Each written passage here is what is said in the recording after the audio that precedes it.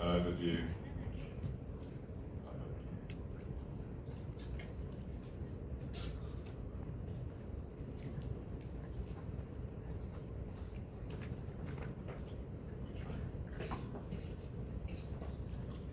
So yes, ACME is Australia's Museum of the First Nations Peoples name for Melbourne.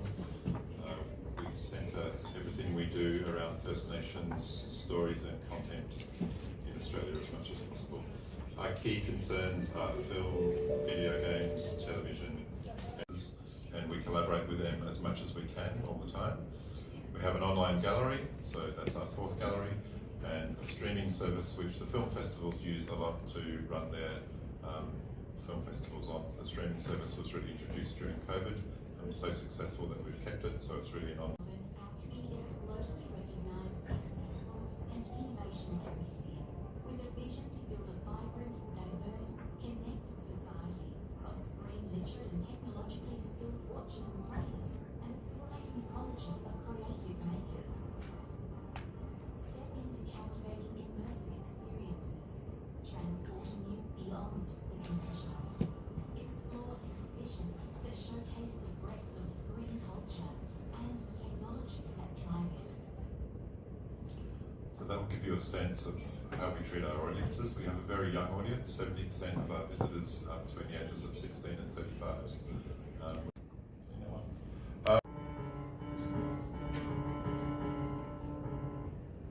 That's a little tiny taste.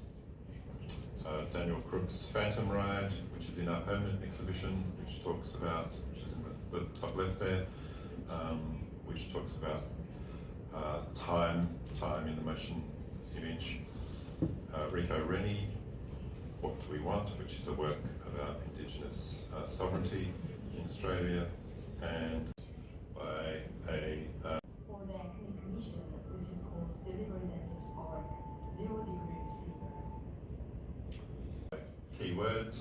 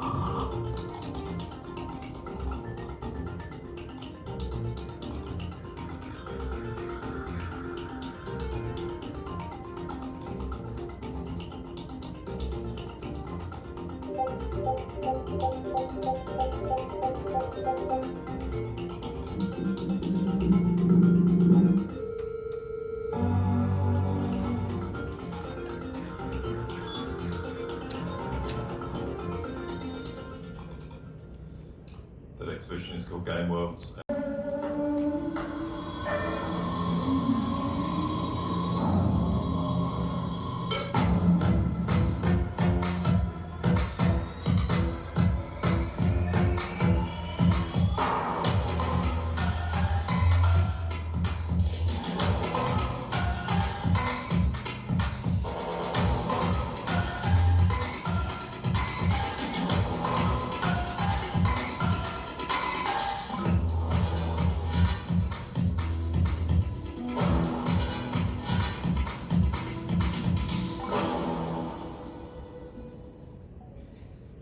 Today, we have more than 3,000 submissions from 100 countries. We have an international jury that gathers for 3 days to talk through these artworks, and we give out more than 50,000 euro prize money.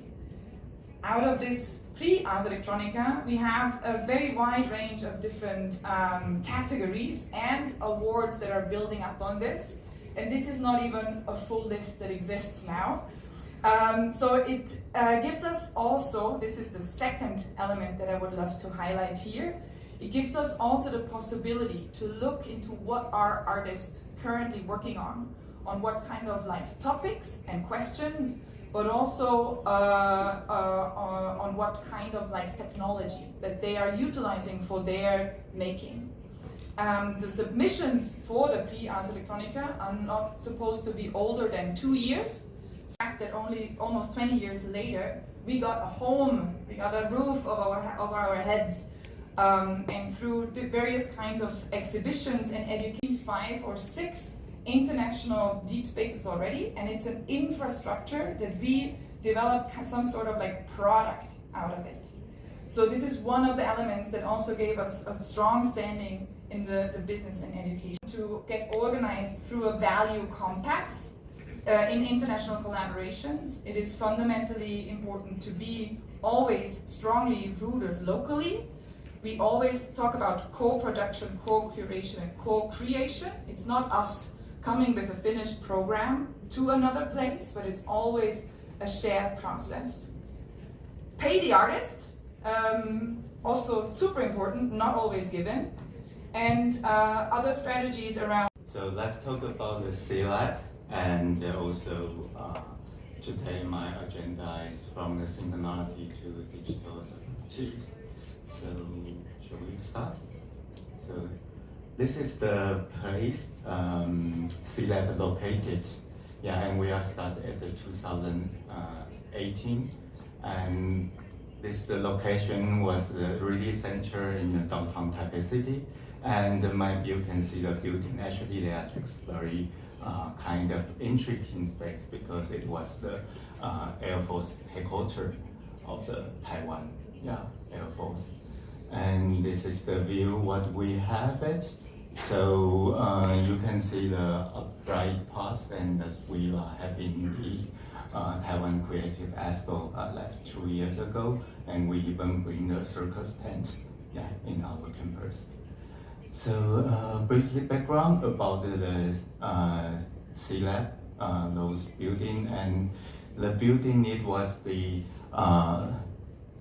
built by the Japanese government when they colonized Taiwan at 1939, and then 1950s the place become the Taiwan Air Force Command headquarters, and then we are start after the Air Force they move out, and the place become empty for a while. Then starting from the 2018, we are finally here. So this is a short. It's about like a 1 day about C-Lab, and maybe through this video you will know what are we doing over there, and what kind of activities and the main goals we are going to share with our citizens and people, among Taiwan and the international worldwide.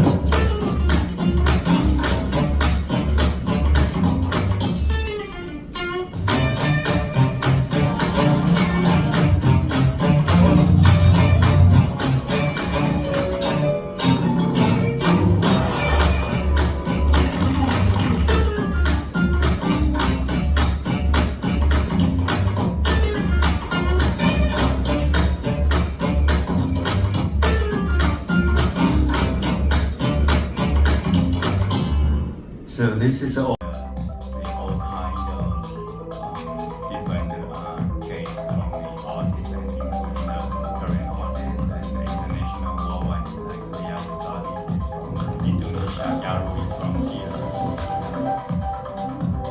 and Anke Freeman from Germany, and Simon the local young Taiwanese language also very young Taiwanese artist. And of course we have our own team as well. She's everywhere.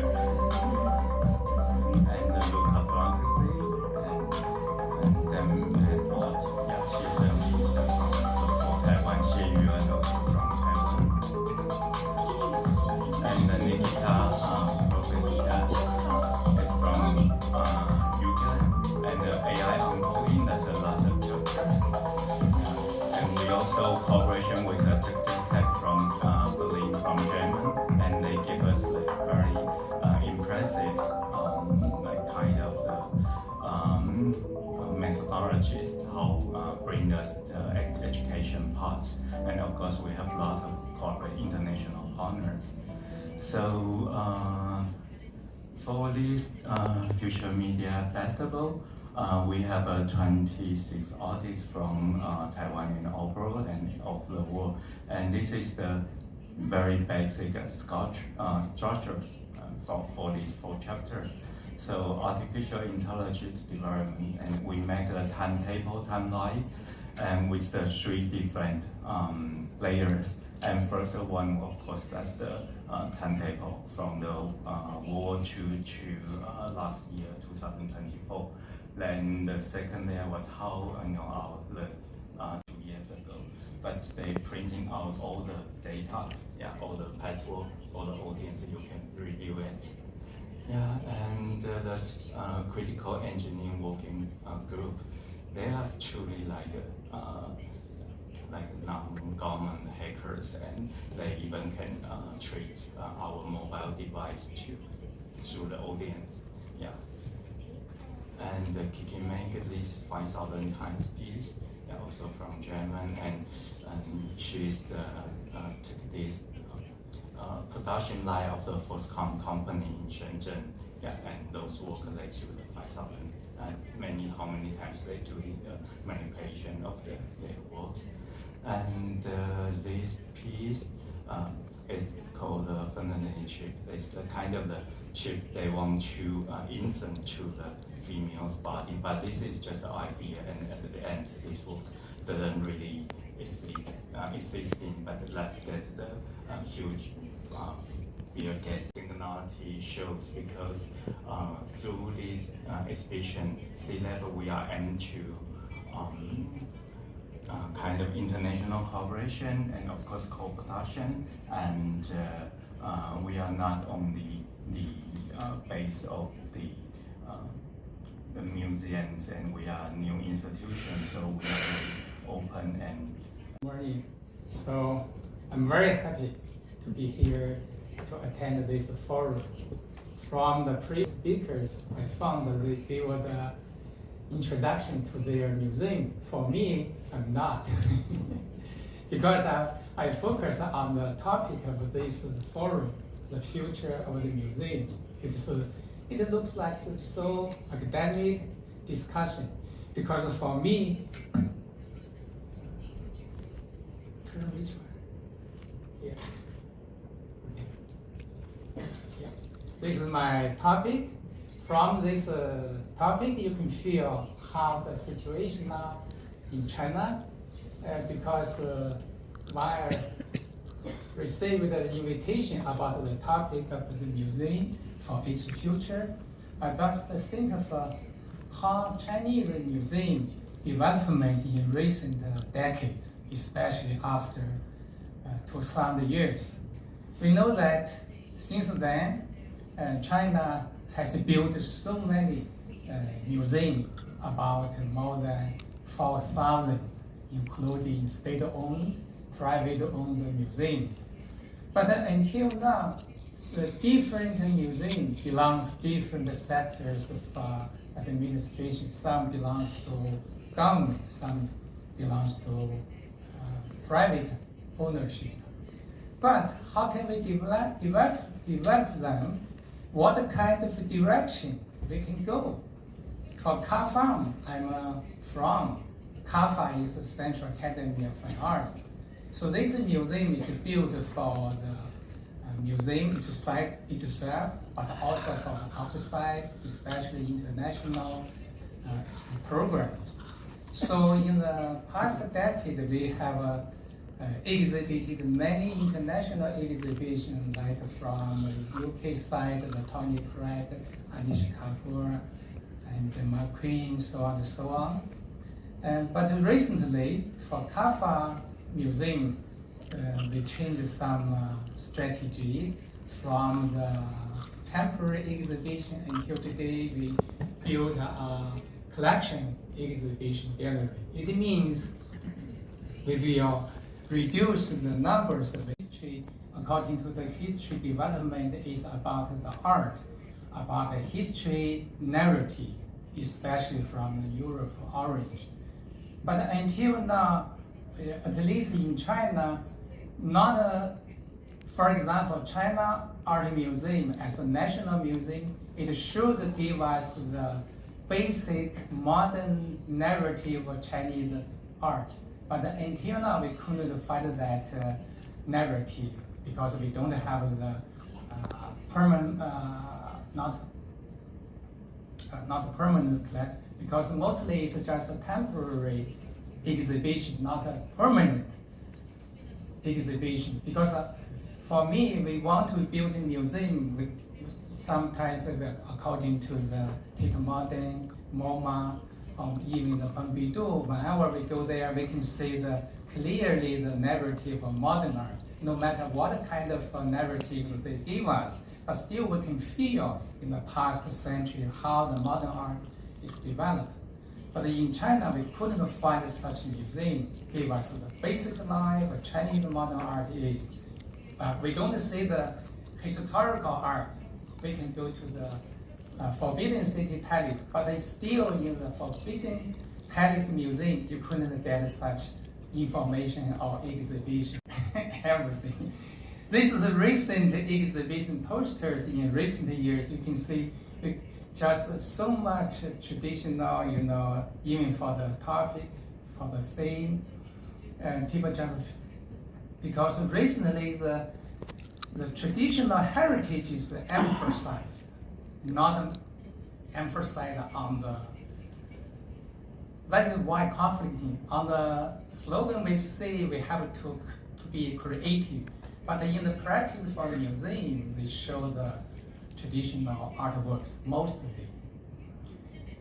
For CAFA, of course, we try to organize the exhibition concerned with the teaching, studio works, even, for example, can you see the sculpture? This is some exhibition before we organize internationally. And also, this is Today Art Museum. As we know, the first one is China. Let me show you. Here's the China Art Museum as a national level. CAFA as a museum belongs to the circle of academic teaching or research. The third category is private museum. Today, Art Museum can be such a model. If we look at the development for the Today Art Museum, you can see how Chinese museum is changed. 10 years ago, Today Art Museum is very good, not just good. Every artist goes there to show their solo exhibition. But some years later, it becomes less, and until today, they changed the new director. So they want to build a Today Art Museum as a digital art museum, digital art laboratory, but this strategy is not continued. So they try to organize some exhibition on the good qualified international artists. They just organize the four three exhibition. This is the only one maybe in Beijing, maybe two. The UCCA is exhibition's time 3 months. So this just now they showed last year they showed you see. Just now they showed the Japanese artist, I forgot her name, used the red line, red articles. Yeah. Over there. Yeah, okay. Over here. So this is from Shanghai Long Museum, Long Museum or Long Museum. Also this private sector. But for the Long Museum, okay, another criticism for such museums, they only brought exhibition. It means borrowed a museum from outside. They don't give their own academic research. So from the exhibition, after such a year, I think they just focus on some professional historical points. For example, the UCC. For me, I think UCC is a good example. We try to establish the international standard to curate, to make the public education, and so on and so on. So, but the problem is UCC, you see in China, always the people take it as the foreign cultural center because the name is called the UCC, because Wulong is just passed away 2 days ago, 3 years. So now in China, the media give a lot of such memory talks or discussion how Wulong gave the contributions for Chinese contemporary art and music, especially museum and building. For myself, is in China, what kind of museum we want to build? Mostly, people say we should make the museum as a public, but when they mean public, it means everything. But for the good museum, especially for in September 2019, due to Corona, we had several closure phases because of the pandemic. So the last 5 years, or more than 5 years since we are operating, are not fully covered. So I would say at least 1.5 years you have to deduct because it was more or less Corona driven, closed or very much restricted. But nevertheless, despite all these challenges, Futurium attracted more than 2.9 million visitors since then. We will reach the 3 million probably in April also, which means this month we will reach the 3 million. And both in 2023 and 2024, more than 700,000 diverging futures. This is some slide that we derived from Armin Grunwald, who is one of the leading scientists in terms of future scenarios in Germany. He's a big scientist also in the field of technology and check of results of technology. So what do we know about our public, about our audience? We can say from some ongoing research that takes place more or less every year that our audience is much younger compared to the average of the other Berlin museums. We are about 5 years below the Berlin average and 10 percentage points above the Berlin average in terms of people under 40 years visiting the Futurium, our house. So we have at least 54% of people are under 40 years and visiting. Technology-oriented museums have a tendency to have a higher percentage of male visitors, and so we are happy to have kind of a balanced gender balance. And this is not so typical, at least in the field of museums that we are covering. We still with 3 so-called thinking spaces, also you can call them areas that are parts of our exhibition, and it's the area of nature, the area of human and society, and the area of 3 and 4. The focus topic was democracy.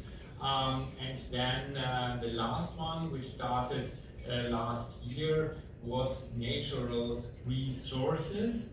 Those very, as you see, well frequented by the public. And in 2025, in May, we will start with our new focus topic, which will be agriculture. So if you are going, you of course are invited to visit our futures, which means that you can find all contents that took place at Futurium at a certain point in our digital archive.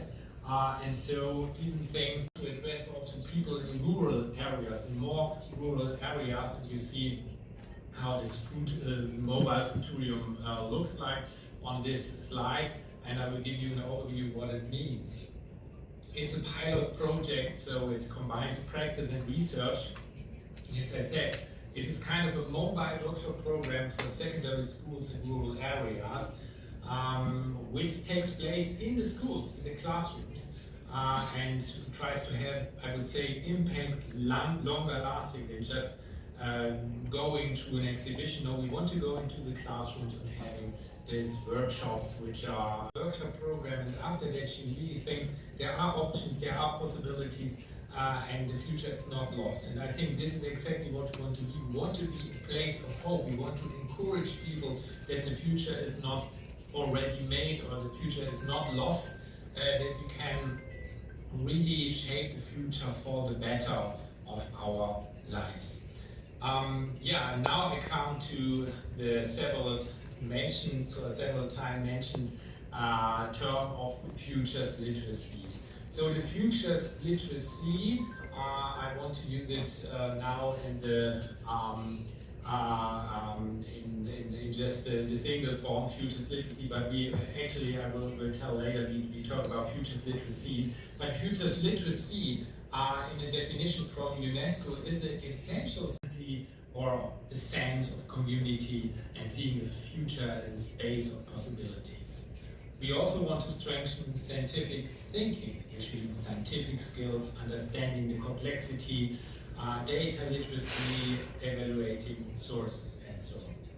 We want to encourage strategic thinking, which means, of course, strategy development, but also the dealing with the unexpected, which is very important. And this also leads to the next topic, resilience. I think futures literacies also comprise resilience. It's about tolerating ambiguity and openness to different opinions and self-confidence. And at the end, I think even the most important area for us within the whole field of futures literacies is creativity. We want to strengthen imagination, unconventional thinking, inventiveness, agility. This all comes together and leads to more creativity. And you might ask, okay, we are doing all the stuff, we are doing the methods, we are doing the content, the delivery, but what at the end, what's the impact of all of this? Are we measuring the right things even? And of course, I have to admit, as I said, we have different approaches to address our topics. It's through exhibits, it's through workshops, it's through events, but also through games, because gamification is very important to create this so-called resonance with you. In Germany, we had at the beginning the European view on still can refer to. And he said already in 1988, only those who invent the future in advance can hope to influence it effectively. And I think this is exactly what we try to encourage. We want to empower people to. So we already hear about the future for the last session and also in the morning. I would like to take everyone back to the past.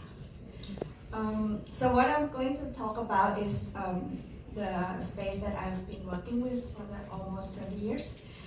It is, the name is Jim Thompson A트센터, and it's all teak wood, and some of them has been about 200 years from. The house is being kind of collected and bought from Jim Thompson, who was great as an architect, and he bought 6 houses altogether, and he raised up ensemble and also rebuilt it as a traditional Thai.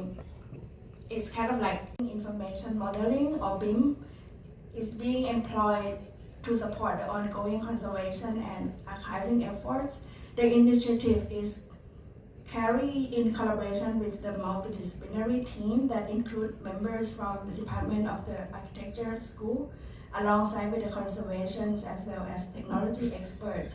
So the project began with the details, the documentation of the museum structures using layered manual surveys. So these methods generally highly accurate 3D point clouds and imagery capturing the current condition of the house, the historical teakwood building, and also the surrounding landscape. So based on the data, the team develops a comprehensive BIM models that reconstruct every architecture. And the problem of our foundation is we are not allowed to engage in the politics in terms of, not only from Southeast Asia and Thailand perspective, but we wanted to connect with the post-communist country, especially in Eurasia. So we wanted to show something from the communist. This is what we're trying to activate the archive, not only from means by, this is a kind of message that we wanted to send to the future. The old school manners and leave aside, let's say, a little bit all the language that we're using around technology, and to think about another aspect that most of you have here today, which is around people, community, our audiences, right? And in my case, was participation on the book of Claire Bishop, Radical Museology, just to think about how we as communities probably very well known for that, but I think in 1990s there was this sense of hierarchical institution, focus on the direct, politically or radically public. What I refer to is how we already are part of what is called in Spain the cultural rights, right? And we, as you know, we have the right to education, we have the right to our patrimony, our that will allow us to do that, but also we try to connect with you in the street. But what else we can do, And again, I said this is one of the key things, what the museum becomes, right? It's no longer so evident, right? And we need, and the task of the institution is to reinvent itself constantly. And you do it, and I'm not going to show you this because it's too long, but you can check it out. This was a project that was taking place in the Architectural Festival. And what I like about this, which is the Plaza de San Angeles, is we open a space called Jardín Ambulante, which is like there are other participants in history making. So if we translate this into what can be done. Museum of Art for inviting me to this fantastic symposium. Especially your preparation, your hospitality has been really amazing. I feel very forward. Future development and urban planning.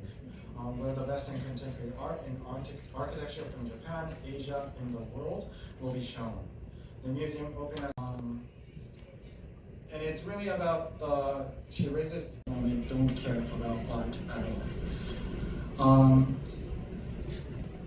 And this is an important statement, I think, because right now many AI startups, they are actually very interested in where participants can learn to use and handle different AI systems.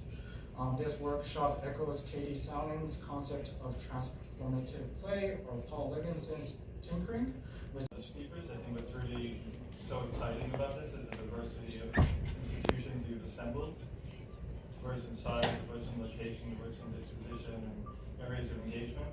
So I think it's a true pleasure for me to be here. I think I'm representing that, and so that's a lot of what we've tried to work on through Museum of the Future. Okay, so I'll show a video and I'll talk over. It's located in this building in Dubai. We've been open since the year 2022. Since then, we've had about 4 million visitors.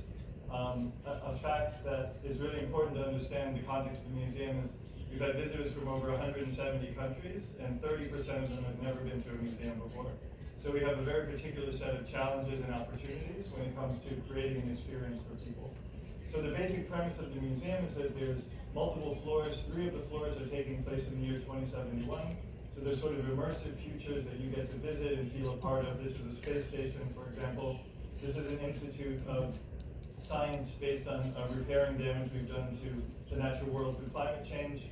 There's another one coming up which is about wellness, the future of wellness in a future in which we're even more technologically dependent and sort of information overloaded than we currently are. So this is a lot of a dedicated space for disconnecting from technology and reconnecting to your body. Then there are other floors which are about sort of contemporary technologies that are emerging. But these floors that I've just shown are the sort of immersive ones that I'll talk about in my talk. This is a kind of contemporary emerging technologies floor. Then we have a children's floor, which is for 10 and below, play space, where we're trying to encourage future-proof skills like communication and creativity and collaboration, things like this. This is the building. It's a beautiful building. It's a challenging building, as any museum professional will know. But anyway, we're proud of it and we are happy with it. So that's basically what the museum is. I'll talk in more detail about how we interpret a museum of the future, because I think that's maybe the most relevant. Is the future. So these are these immersive 2071 future environments. To the left is the present. So this is this near future technology showcase in the children's floor. And then the lobby and the other sections of the museum, like the auditorium and things like that, are sort of transitional, multifunctional, changeable space. In terms of the immersive experience, it sort of breaks down into 3 interrelated chapters. I think, as I mentioned before, they're all on the same timeline. They're all taking place in the year 2071. The first chapter is always as hope. So this is a space station that you visit and you become a part of, and the sort of ultimate ending of the experience is that you're asked if you want to join, to apply to become one of the people working on the space station. And really all the floors have that participatory element where we're trying to encourage people to feel that these futures matter and that they matter to these futures. So all of them have a way for you to buy in and to participate. The second chapter is the HEAL Institute. So this is basically an institute created to apply genetic engineering and biotech and artificial intelligence to repair damage we've done to the natural world. So to help repair collapsed ecosystems, to help design new species that can survive in a changing world. And then finally, Allah, as I mentioned already, is the future of wellness. It's a sort of, in a way, sanctuary for the senses, a spa for the senses, where you go and reconnect with your body and you disconnect from technology and information. So they all have very different looks. Obviously, scenography and this kind of spatial design matters a lot to the plausibility of a future environment.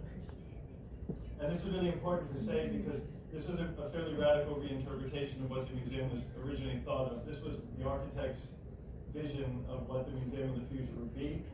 So we obviously did not want to do this.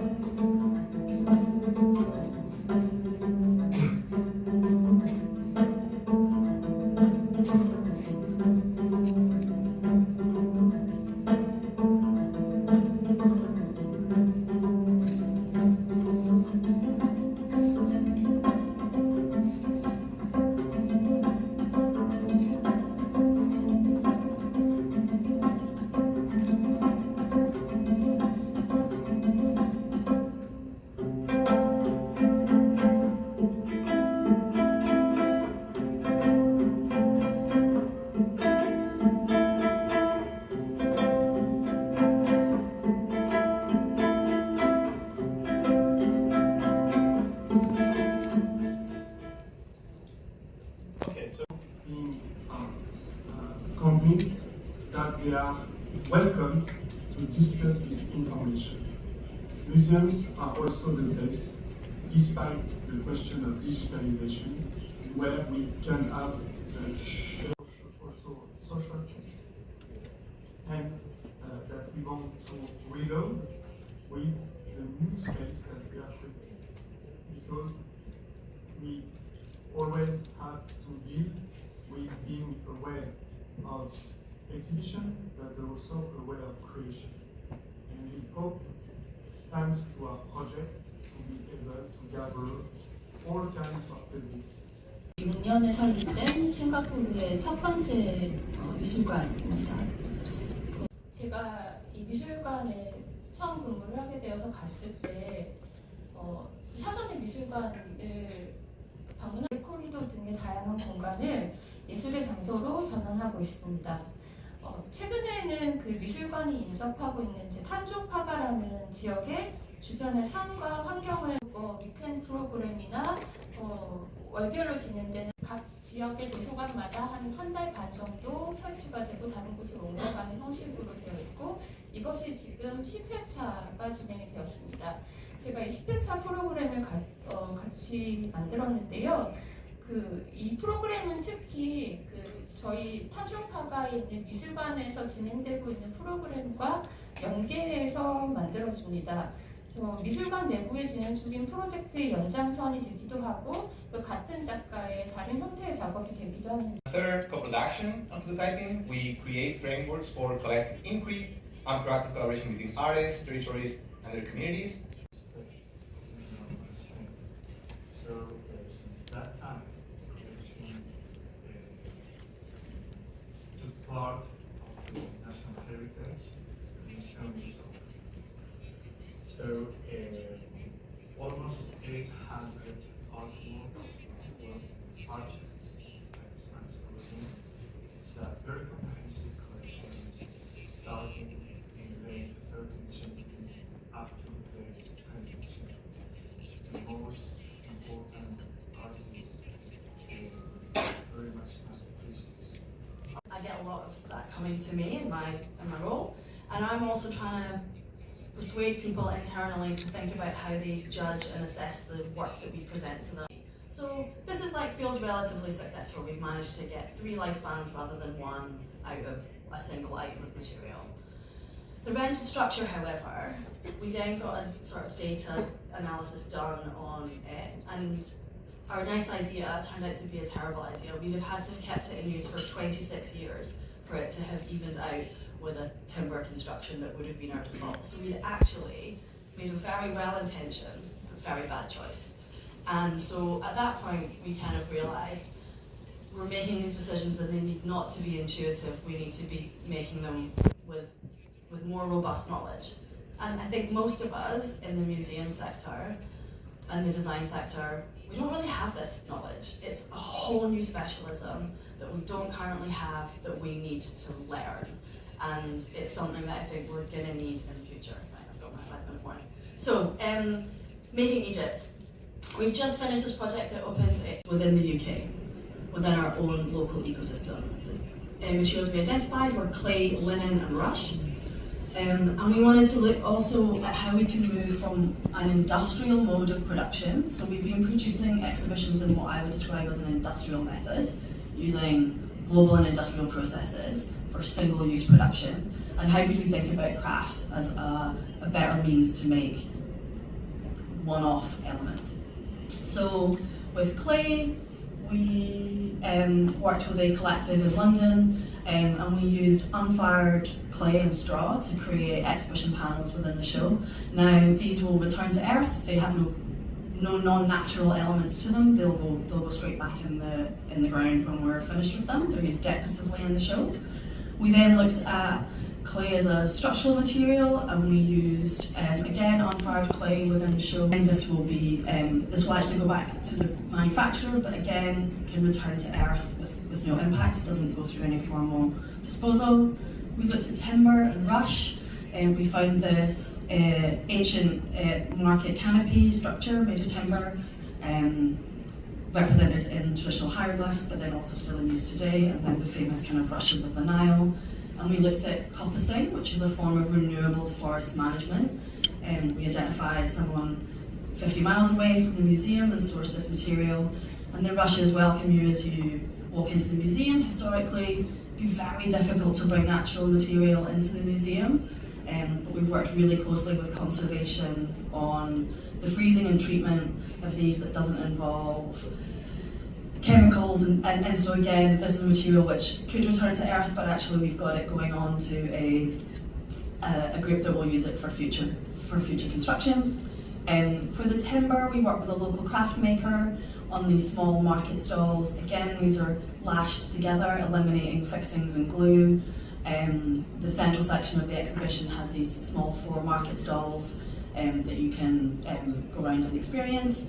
And again, the textiles from this will go onwards to another use after the exhibition. So I guess what do we get out of it? So we kind of entered this project with a sort of plan to reuse existing material that we already had from within the V&A. So we began kind of sourcing that and putting that into the design. So I think people would be hard pushed to recognise that this is not new or original material in the show. We've dressed it up, but we've got a higher proportion than we've managed before. We've then built some new elements, but wherever something new is built, we changed our specifications. So, for example, internal museum practice that we have to kind of evolve and change. And I think we are, as a quite historic institution with quite old-fashioned ways of doing things, we've got a long journey to go on. But I think it feels like something that collectively we're all going to be doing in the future. Thanks. As we all know, fundamental for our today's information technologies. So there is a reason why the ZKM was founded in Karlsruhe 35 years ago, and I think it's also sometimes important to look back in the history of the institutions and to the reasons why these institutions, maybe with this particular let's say ambition and scope and direction had been founded. So when we were founded in 1989, we were founded as a media art center. The internet didn't exist at that time in the form as we know it yet. It was of course a place for art and technology in the widest sense. New media or media art was holography, video art, and so on. We moved on, and today we expanded, of course, our scope, and as also Electronica said, very much into interdisciplinary institution. We are and we always tell the story. If you want to do a painting exhibition, as you know, you can just open the storage, you hang it, you put away the dust. There it is. If you are working with unstable media, it's a whole bunch of problems you're facing. And this exhibition, we worked with several years with our media art restorators to basically not allow the melting of our shows. This was the previous exhibition.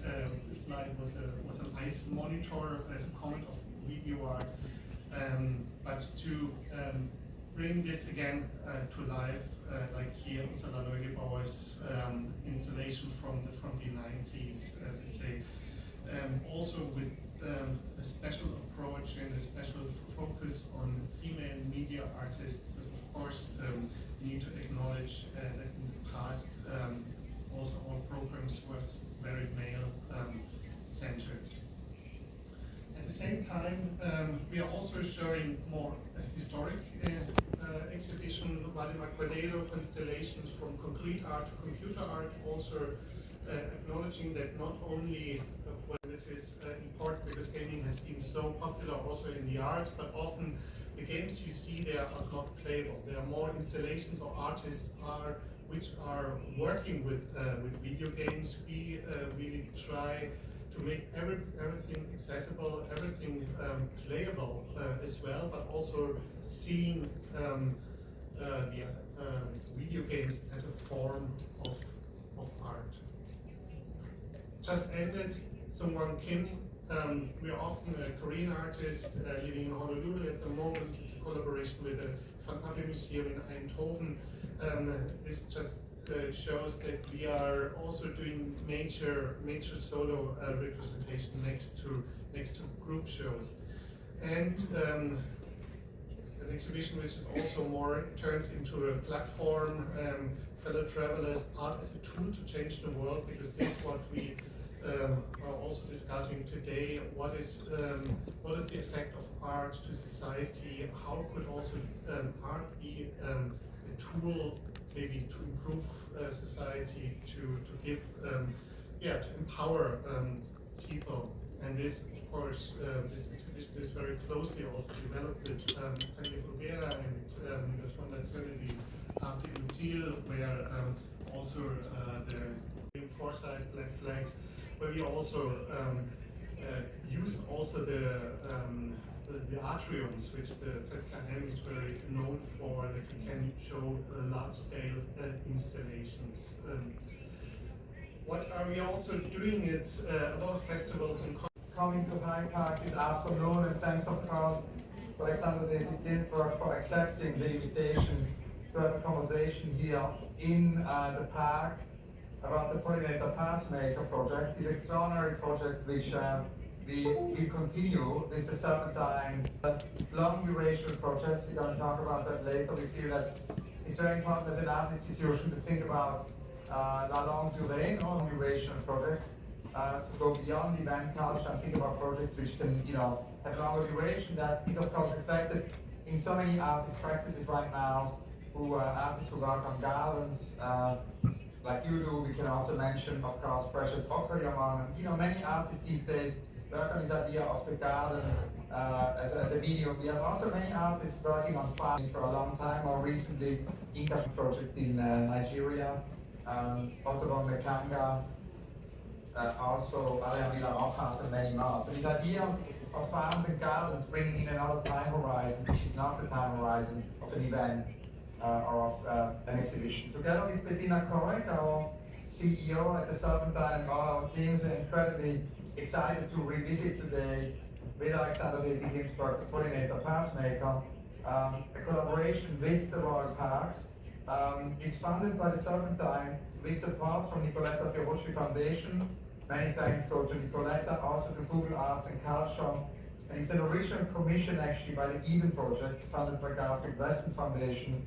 There is also support from the Gaia Art Foundation and the many collaborators as mentioned from Google Arts and Culture. I want to thank you particularly the Serpentine Dream Team who worked on this project and on today's talk. Kostas Stasinopoulos, Sarah Ahmed, Eva Specht, John Page, Lou Ruggett, and Andy Downey. Many thanks go also to Melissa Blanchflower, Andy Williams, to the Royal Parks team, as well as Frederick Barnes, Ruby Dixon, and of course also the Dream Team at Alexander Ginsberg Studio.